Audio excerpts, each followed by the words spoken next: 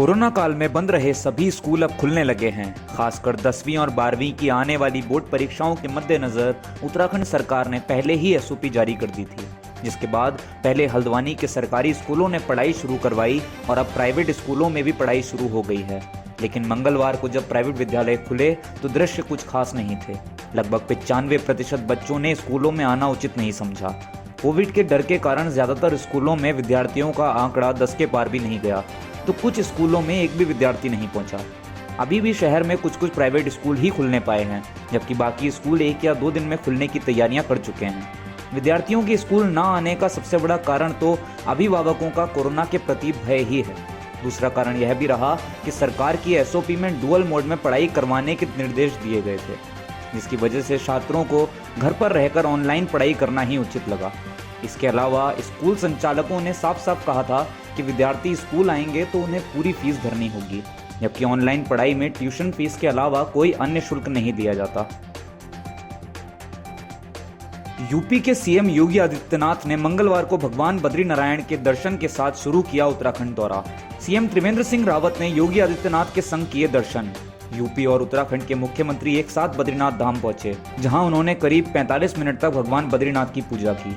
योगी आदित्यनाथ ने अलकनंदा नदी के किनारे स्थित ब्रह्म कपाल में अपने पितृजनों को तर्पण किया। बद्रीनाथ पहुंचे योगी आदित्यनाथ प्रकृति के खूबसूरत नज़ारे देखकर काफी खुश नजर आए। उन्होंने कहा, आज मुझे यहाँ आकर भगवान बद्रीनाथ के दर्शनों का सौभाग्य प्राप्त हुआ है और इसके साथ यूपी पर्यटन गृह के शिलान्यास का भी अवसर मिला है। योगी आदित्यनाथ ने कहा कि हजारों वर्षों से भारत की सनातन आस्था का केंद्र रहा है पवित्र बद्रीनाथ धाम। यहीं से हमारी आस्थाओं को नई प्रेरणा और ऊर्जा मिलती है।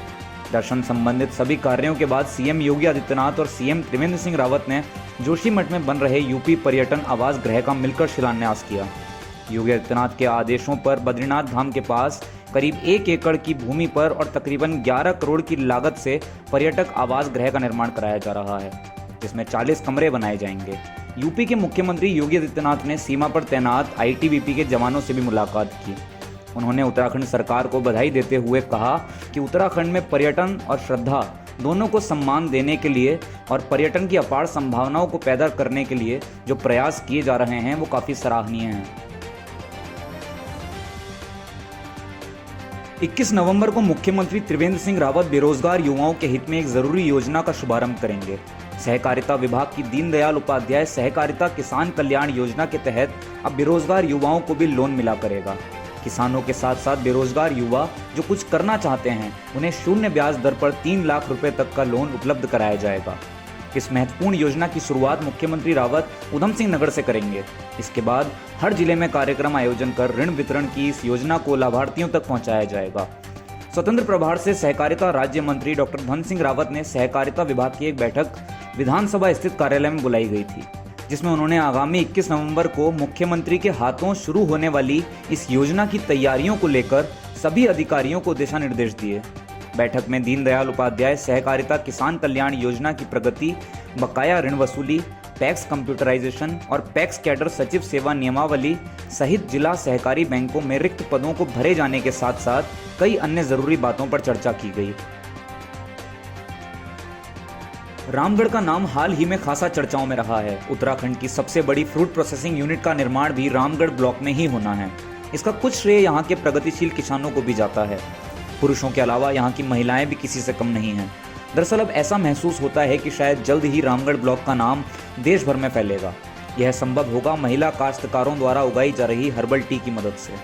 नथुआखान क्षेत्र की 5 ग्राम पंचायतें मेड़वा, गढ़वाल, नथुआखान, सिमेल, हरिनगर और रैकवाल से करीब 140 महिला काश्तकारों को ब्लॉक के माध्यम से हर्बल टी उत्पादन के लिए चुना गया है, जिसमें से 45 महिलाओं ने अपने खेतों में thyme tea, chamomile tea, mint tea, rosemary tea, तुलसी टी और लेमन ग्रास टी का उत्पादन शुरू भी कर दिया है।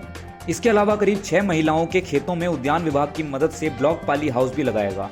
पहले चरण में हिलांस द्वारा हर्बल टी की बिक्री होगी और होटल व दुकानों में अनेकों प्रकार की चाय को लेकर जागरूकता अभियान भी चलाया जाएगा। वीडियो रामगढ़ चंदाराज ने बताया कि ब्लॉक ने 130 महिलाओं को चुना है, जिसमें 45 महिलाओं ने टी संबंधित उत्पाद बनाए हैं। जल्द ही उत्पादों को बाजार में भेजने की तैयारी है।